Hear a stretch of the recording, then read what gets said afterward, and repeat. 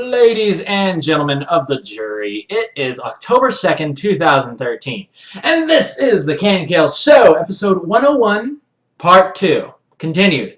I'm your host, Kienan Lafferty, and this is where we learn to be better artists. Hopefully, I don't know, I just teach you my stuff and you take it from there.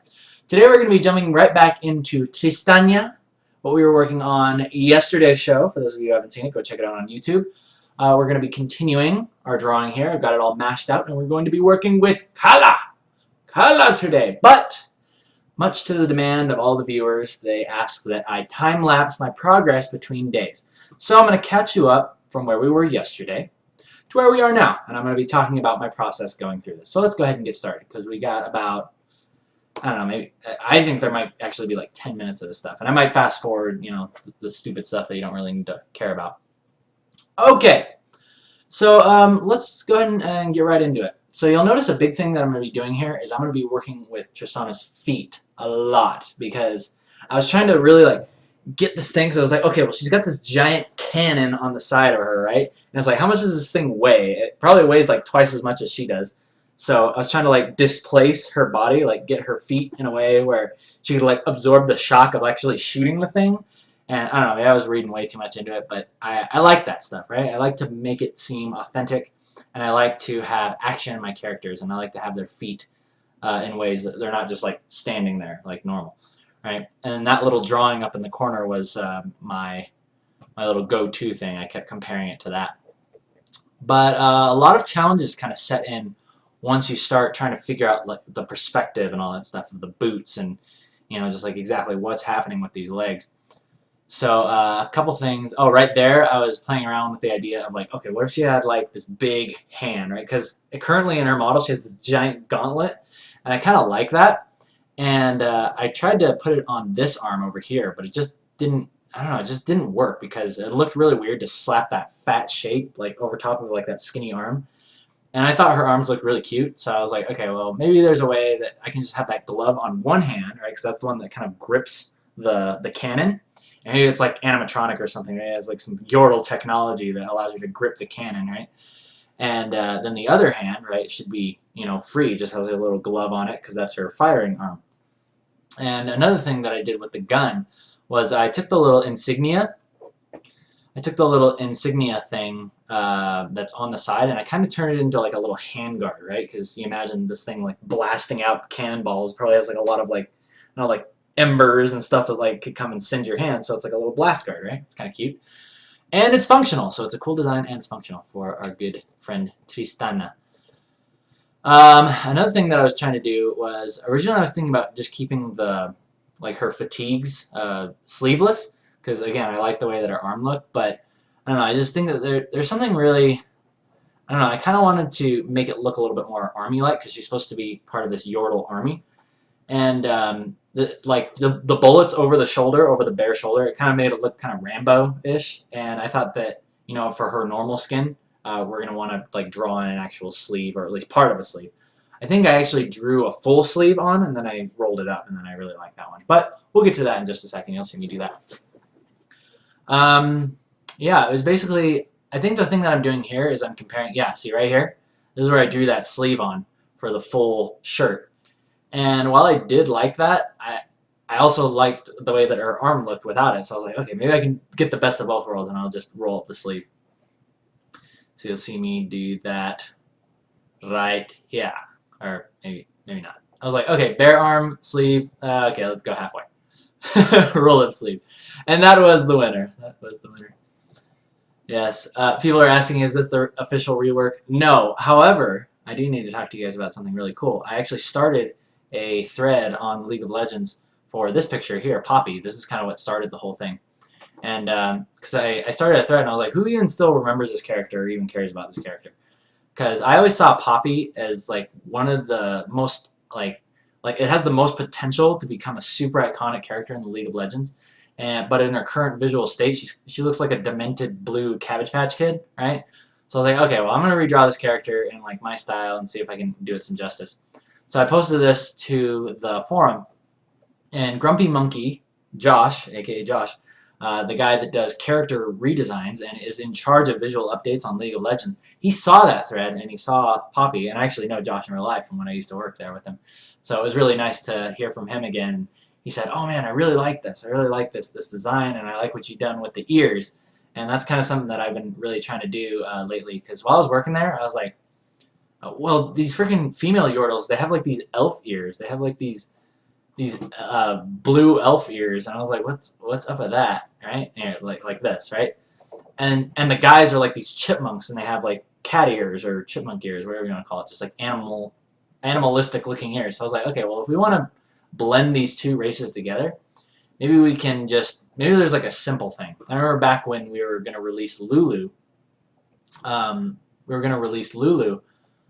we were contemplating making her furry like the other guy Yordles, and I drew up some concepts of that, and it just didn't work. Like, it was too, like, the iconicness of the blue Yordle girls is too iconic to like change them all the way over to like blue furry creatures, right?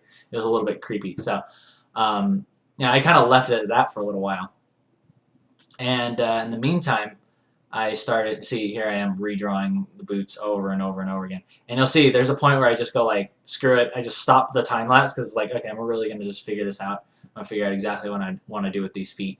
And I jump into that. But I thought, well, maybe there's a more simple, solution, right? And I was like, oh, well, hey, how about we just make their ears furry and move them to the top of their head? And I was like, hey, that's cool. Now they look like they actually belong. Like Tristana could be next to Teemo and Kenan and all the other guy Yordles, Rumble and Ziggs, and she looked like she belonged with them, right? She looks like a Yordle. So I really like that. Alrighty then. Yeah, I don't know exactly how much more of this we have to go. If it gets too boring, I'll just cut it off. But this is basically me line sculpting. This is what I like to talk about. This is how I create my line work when I'm doing kind of painted types of characters like this. I really don't like lowering the opacity and doing a final line art thing. That's for the comic only. Other than that, I never touch that crap. So never touch a third line layer.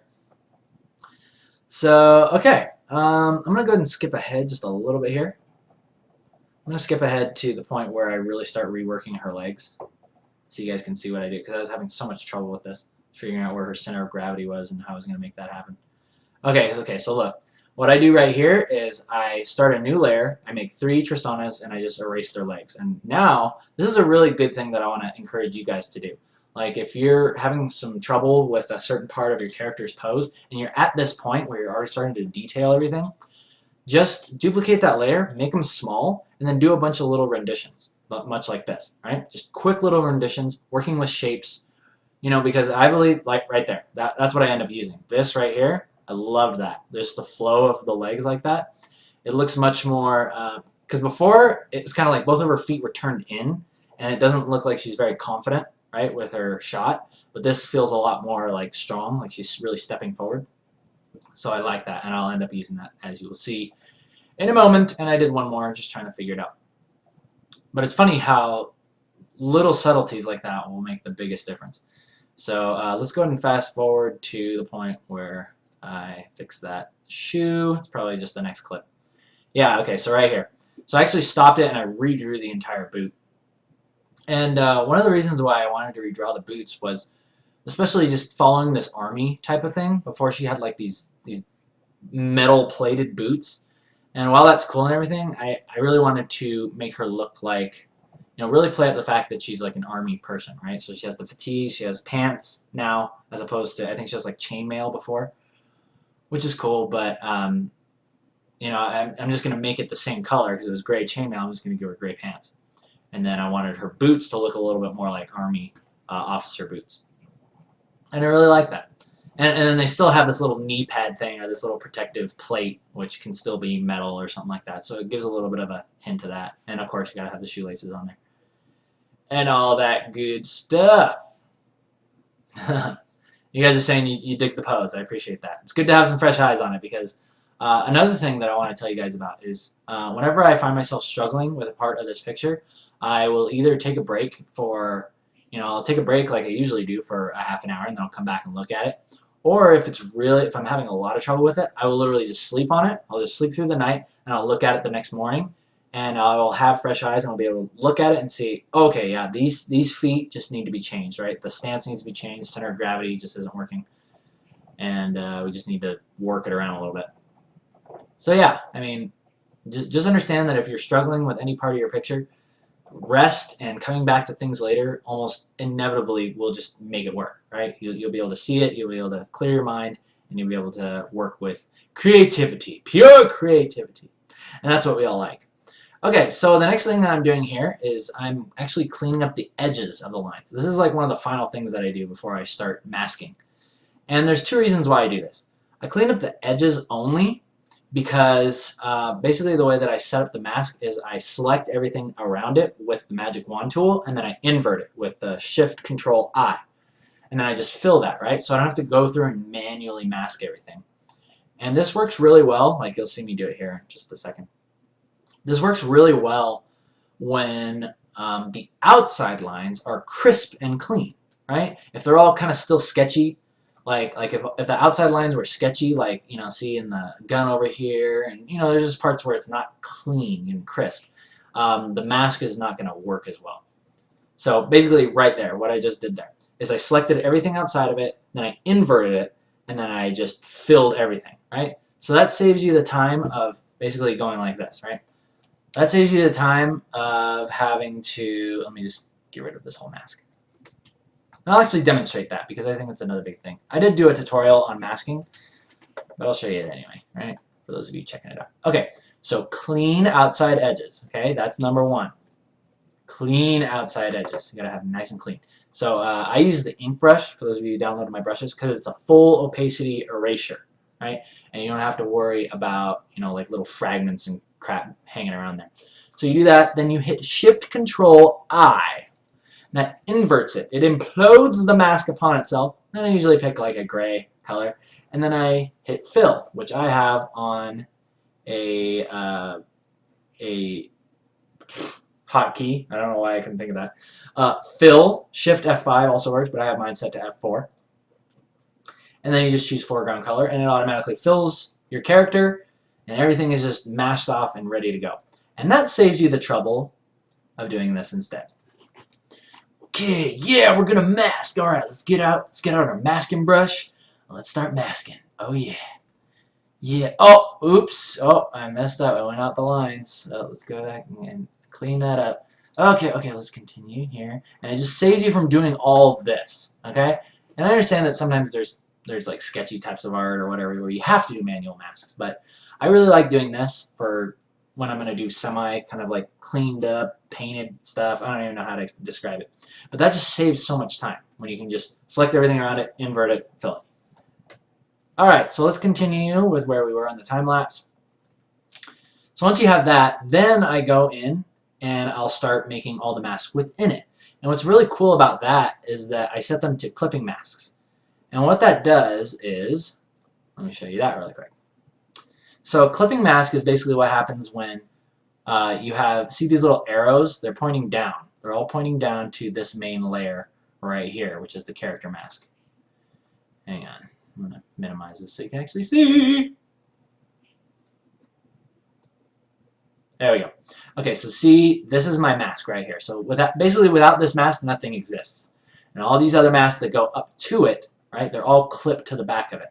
And basically what this does is, for example, if I were to unclip something like the hair, if I just unclip all these masks, like see how they all stick off the edges? Basically what a clipping mask does is it makes it so that the mask behind it is like a stencil. It will not go out. Any mask that you put on over top of it, it will not go out of it. And the way that you do that is you just create a layer and then you alt-click between them, right? You alt-click your layer back, and then everything will conform to the character mask. Okay, so I hope that's not too complicated. If you need further instruction, maybe have I done a tutorial on it? I guess I could just do another one. Clipping masks in depth. Okay, so this isn't really that crazy. I mean, I just fill in the colors. Nothing too amazing about that. So let's go ahead and just fast forward this. I think this is actually the last video. Filling in the bullets. Filling in the good stuff, and yeah, let's go ahead and just call it there.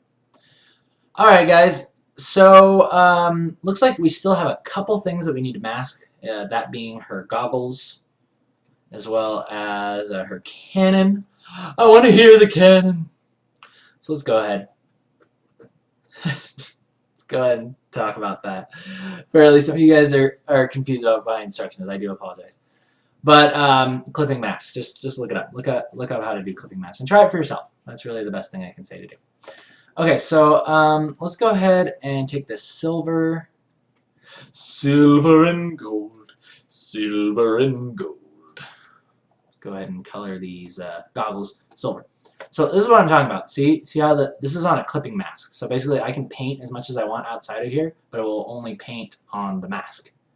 Because I have the layer here and I've alt-clicked it back. Alt-click between this and the original character mask layer. However, you can still paint inside here, but just you can't go outside the silhouette. Okay then. I know that her goggles are usually all silver, but I kind of want to make this leather piece right here. Alright, I want to make this part leather, so I'm going to paint it this belt color. Belt color goes on the goggles. I was trying to figure out whether these goggles were supposed to go in back, like behind her ears or in front of her ears. I thought in front of her ears looked a little cuter, so it looks like a little headband thing. I don't know exactly how comfortable that would be to like pull down over your eyes. Actually, that would work. That would work. In fact, it would be more comfortable or more uncomfortable if it was behind her ears because it would like yank them down. You know.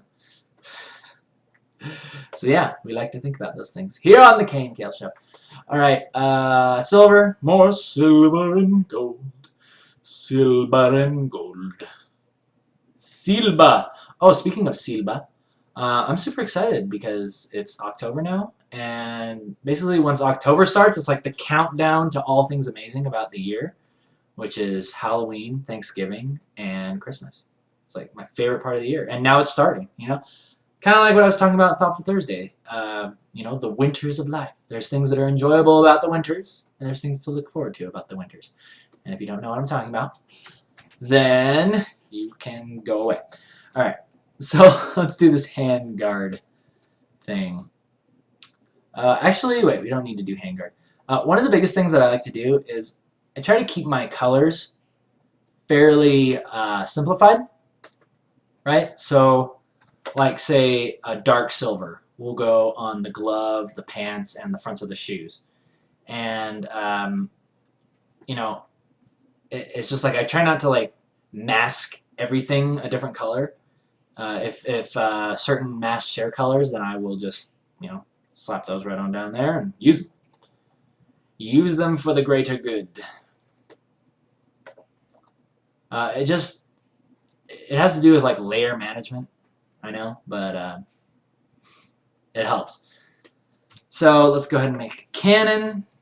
I want to hear the cannon. I'm going to make the cannon on its own layer because I think that cannon does have a little bit of a reddish wood look to it. So, and the cannon deserves to have its own color. So let's go ahead and just drop that in. And what's cool is because I've laid down all the masks over top of this part, I can literally just paint right in and it just goes where it needs to, basically. And we also need to color that gem. Let's go ahead and take care of that.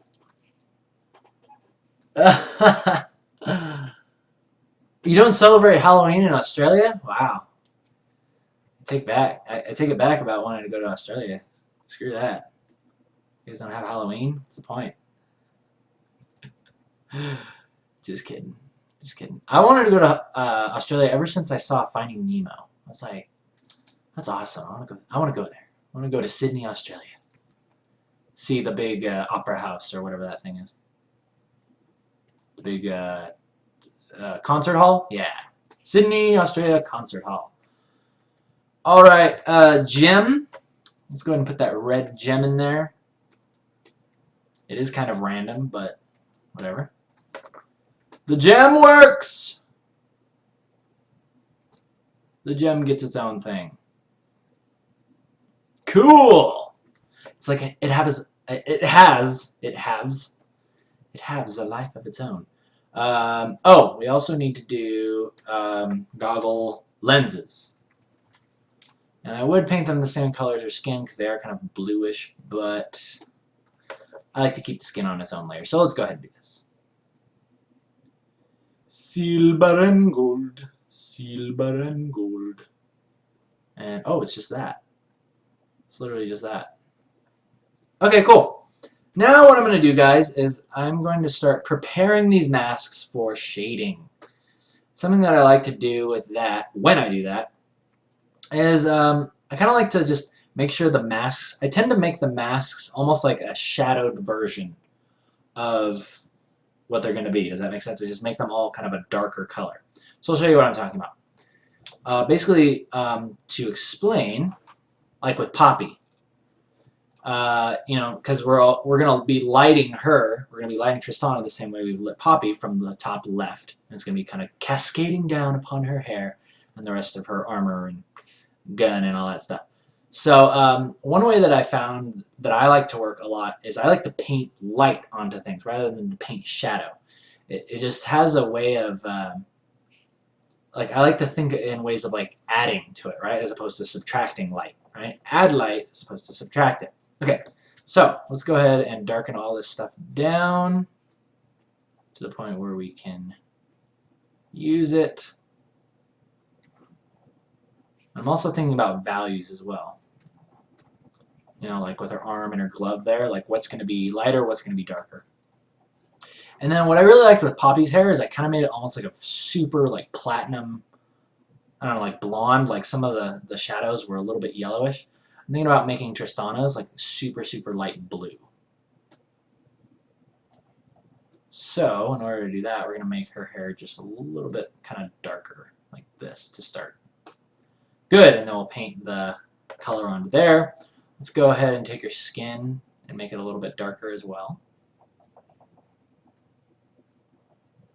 Make it a bit darker as well. Good. Pants are up next, and basically all I'm doing is I'm hitting Control U, guys, and I'm just messing around with the hue shifter, right? Super easy to just tell what you're doing and look at how it's affecting your character. When you work with the hue shifter, it is your best friend. Let's go ahead and drop this down, drop down to silver and gold. Okay, I'm done. No more of that. Okay, let's go ahead and darken that stuff. Good. Good. Gem, we'll just keep that trim. You guys are funny. You guys are here quoting Finding Nemo. You guys are awesome. Oh, yeah! Oh, that looks cool. And I also like to pay attention to how the colors interact with each other. Like, see how it was like really yellow before? It looks kind of weird, like just looking at it, right? But you turn it more towards orange and think about how it's going to be with the shadows being that way, and it automatically just becomes a lot easier on the eyes and it looks cooler. Let's do the same thing with the belt. Let's darken this stuff down, maybe kick it a little bit more towards red.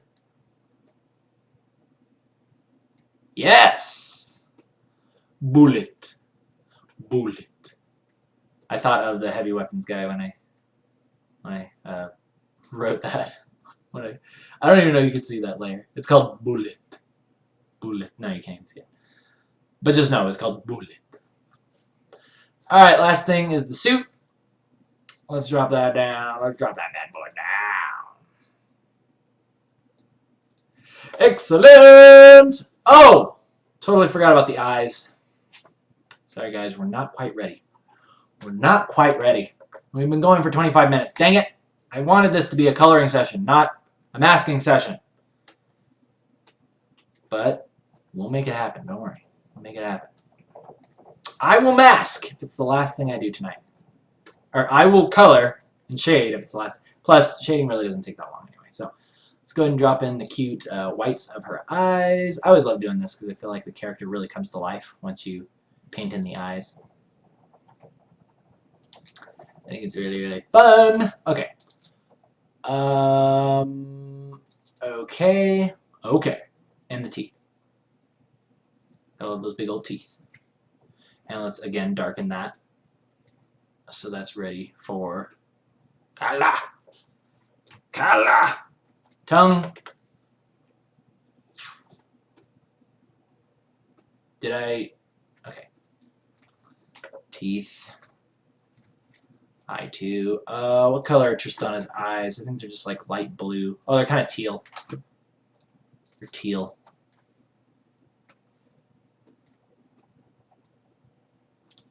So let's go ahead and make them teal.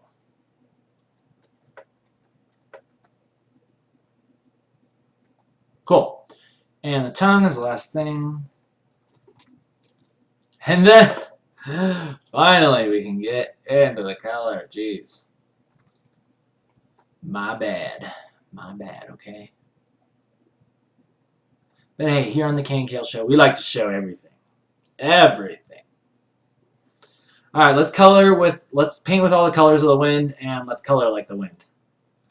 Alrighty, peoples. You know, it's really funny. I haven't thought about Pocahontas for, like, ever, and now it just seems to be coming up randomly, like, in all my thoughts. In all my thoughts. It is pervading my thought patterns. Alrighty, guys, so this looks great. This looks great. Alright, guys, so now we're going to get into the fun part. Now that everything's done, all of the prep work is done, we're going to go back through here, and we're going to lock all these layers, right, by hitting this little button right here, which I'm sure you can see. This little button locks the transparent pixels, and it is your best friend once you are working with cleanliness and masks. Just go through here and lock all these babies down. Lock them! Lock them all down. Okay. So, now let's go ahead and get started. So the first thing we're going to do is, let's just work our way up. Let's start with the Kienan. And this is where I really like working with layers like this, because we go to the chalk brush now. We pull out our handy dandy chalk brush. And we're simply going to start painting the light. Painting with all the colors of the light. And then you can just... Why did it do that? What? Oh, because I'm erasing. Ha! Ha! And you can just start painting light on, right? Check that out. Aha! And you can use ambience, right? The ambient color is kind of like this off-white. You can kind of drop that on there, and you can round off. The cannon! I want to hear the cannon. And you can drop in a cast shadow like that. Let's go ahead and kick up the contrast on this baby, right? Let's make this light like really powerful. So let's make it really bright right there where it's hitting the cannon. That little spot where it's hitting the cannon. And that looks good. Okay, moving on to the hair. Same thing. Check this out. Let's go ahead and pick a nice kind of, let's hue shift it a little bit more towards like a green. That would look really cool. Let's make it really saturated. Really saturated, light, teal, green, whatever you want to call it. Let's go ahead and slap that down. Alright? And what's cool is the magic of the chalk brush automatically puts the texture on the hair. Cool, huh? Oh, in fact, how am I feeling about that hair? Maybe I should make her hair kind of yellowish too. Oh, that actually looks really cool. That looks really awesome. Yeah, I think I'm going to make it kind of like a really light platinum like I did with poppies too. Alright, change of plans. Change of plans. We're doing that. Alright, so let's go ahead and like stick a little band effect going through there. And let's go ahead and paint the edges of this. Yeah, that just looks a lot better. Actually looks a lot better. And let's go ahead to kick it. Let's kick it to white in just a couple areas around here. We can always come back through and fix that stuff later. But, yeah. Go ahead and take care of that. And let's drop it down a little bit more towards there. And again, this is why I really like it, because you can just start experimenting with color. Experimenting with color. Just drop it in, and your awesome brush lays in all the texture, makes you look awesome, and really, the computer just does all the work for you. And we like that. That's what computers are made to do. They're made to do all the work so we can sit back and be lazy. So let the computer do its job, okay? Don't deprive the computer of its purpose. Okay, so that was great. Platinum blonde. Platinum blonde Tristi. You guys are so nice. You guys are saying I deserve more subs and viewers. You know what? I don't really care because, you know, 36 people are watching this stream right now, and that's freaking awesome. Like that means more than anything to me. That's really awesome. And I appreciate you guys showing up and watching live and all that stuff. But really, like I said, I made this show just to have fun, just to be myself and learn to talk in front of crowds, right? Because I used to be really shy. In fact, I still am. I'm really shy. So, it's good for me. It's good for me. Alright, so again, on the skin. Drop in that skin color. Look how easy that is. Just like paint in the light wherever you want it, right? Paint in the light wherever you want it. And let's go ahead and put some shadow in there. And notice how I'm hue shifting. I'm hue shifting with everything I do. I don't just go, oh, okay, straight black, you know? It's like, let's go a little bit darker and a little bit more towards like violet or purple, whatever. And this will make for a good shadow color, right? Coming down from the hair. That looks really cool. And another thing that I really like to do is let's put some blush on the cheeks, right? Because I think it makes the Yorl girls look so cute when you put a little bit of blush on their cheeks. And let's make sure we are actually obeying the laws of light for the most part. Ooh, that looks nice. Ooh, nice. Let's put some blush on the cheeks because I love that oh so much. Basically, all you got to do is just go a little bit towards purple, like that. You can put a little bit on the ears there. And what this does is just adds life. It adds life to your character, and it makes them look really cute. So a little bit of purple in there, like that. Makes all the difference in the world. The right man in the wrong place, or whatever G-Man says. Alright, and then you just go ahead and blend. Blend, blend, blend, blend, and you have a jolly gay time blending. Alright. That looks good. I like that. And it's always good to compliment yourself as you're working, right? Boost yourself up. Pump yourself up. Say, I like that. Call it like it is. Over-exaggerate. Say, I am the best ever. I am the best artist ever. Even if it sucks. Talk yourself up. Okay, let's go ahead and do that. Hey! Alright, so you can see very quickly our character is starting to absorb some light. Absorbing light. And I'm not quite sure exactly how well I'm doing it compared to the poppy one. I think the poppy one looked a little bit better. Yeah, there's a little bit more contrast happening here with the hair, so I think I need to drop that in on Tristana's, and I will do that. So basically, a way to kind of heighten the contrast is, well, before that, let's just roll with it. Let's just roll with what we got. I'm going to try to like just basically shade in everything, and then, yeah, then we'll just kind of take it from there. Oh, another thing that I really like to do is I like to paint the eyes very kind of dark. I talked to you guys about this. This is kind of a cool little trick. Kind of paint the eyes darker, especially towards like the top, like that. And then when all said and done, I like to make an OP layer, right? Overpowered layer. I like to put a little specular on the eyes there, and it looks really cool, doesn't it? Like, I love the way that looks. It just totally sells the character and makes them feel alive. So I really like to do that.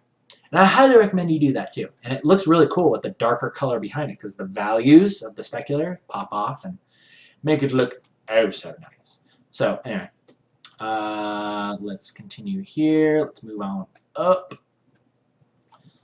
Let's see. Okay, so a big thing that I'm noticing is I usually like to think of the light kind of coming from the top left, right? So let's think about the shadows are almost going to fall across here. And then the cannon, I think, is going to shadow this leg. And I think that's going to look really cool.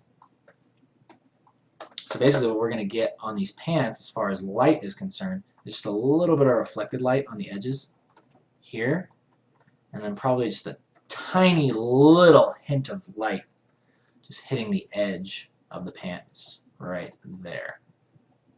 Just a tiny little bit. And that is the pants. Let's also, okay, so it's also going to be hitting the toe here. Very much so. What? What's going on? Come on. Okay. I was in control the whole time. Okay, that looks good. A little bit of light there. And where else is this thing happening? Oh, definitely a lot of light there. And there, right? So also, that's ambient light coming from around, lighting the balls, right? You won't hear that very often on the show. Lighting the balls. Oh man. Okay, I think we've been going for long enough now. I think things are starting to get inappropriate. And I need to have you guys launch question catapults. Any questions you have, I'll take 2 questions. And then we'll end episode 101 continued. Yes. Any questions you have, I'll take a couple and then we'll end. All right, so let's go ahead and do the silver, because I think that's a big thing. Check this out. Check how simple this is. Check out how simple this is. You just do a little bit of that, right? That's like ambient, right? And then let's go ahead and kick it up a notch for the light of the silver and gold. So this is going to be getting a lot of light right there. This is going to be getting a lot of light. And basically the way that I like to light stuff like this, ooh, that's also going to be catching light too. That's nice. The way that I like to work with metallic objects, is I like to light the edges like really, really brightly. You know, especially because, you know, we got this light coming in. Hey, imagine that. Let's hit the edges like that. And then kind of like come back in and make it so that it's like a band that goes across it, right? That always makes it look really nice. It's kind of like what I'm doing here. A little bit of that going on. And it's really showing actually in here. Like, see how there's just like that little bit of like banding happening with the metal inside of here. You just leave that little kind of specular that goes through there, and it looks really cool.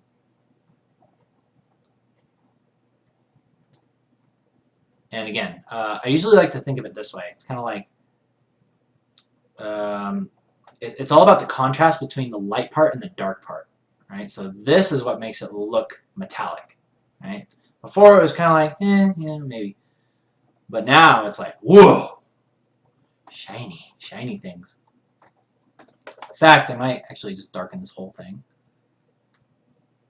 I might just darken this whole thing and just put a little shine in there. Yeah, something a little bit more like that. But that's how I like to paint silver and gold. Just like to do little things like that. Little tiny hints of band going through there. And then wherever the light's hitting, it's super bright. Kind of like that. And even in the light spots, it has a band kind of going through it, more or less. Alright, so that's looking pretty dang good so far, if I do say so myself. A couple questions coming in, asking, have you done a tutorial on clothing and material folds? I have, but it's very old, and I owe you guys a new one, so we could jump into that again sometime, because my old one was okay, but I could definitely do a better one. So we'll do clothing part 2. Second question. Let's see. Simon from chat is asking a good question. This will be the last one, and I do apologize, can't get to everybody's questions, but Simon's asking, I said I wasn't that good at backgrounds before, and how was I able to kind of bypass them? Well, I think a big thing is kind of basically what I did with Poppy. Kind of like this, you know, it's just like a super simple white background, and all it is just this little gradient, right? This is like a very subtle gradient that goes down to white, and then a little shadow, right? This is a very kind of concept-y art technique to do. And this helps you to kind of just bypass backgrounds. You don't really need it. It's almost like a photo shoot, right? But another thing that I realized about backgrounds that really helped me get into it was that backgrounds really aren't that hard. I stopped thinking about it as, oh, I have to draw a bunch of cars back here. I gotta draw this building back here. And instead what I started doing was I started thinking about it in terms of like colors and shapes. And I know that's kind of overly simplistic, but it's just like once I grasped the idea of atmosphere and how once it goes back far enough, the atmosphere obscures objects to the point where they almost become just shapes. You know what I'm saying? Like silhouettes, you know, like a building in the distance or a mountain in the distance. All you see is the outline of it and then the sky, as opposed to the mountain and every single little tree and piece of dirt in it. I think that's what really helped me start getting into backgrounds, just kind of like doing simple things in the background or just eliminating it altogether and just learning to do a little shadow or something here and there. So yeah, I hope that helps you out. We're going to go ahead and end day 21, or episode 101, continued of the KNKL Show. Thank you guys so much for joining me live. It really means a lot. I'll see you guys tomorrow for Thoughtful Thursday, as usual. Till then, you guys take care.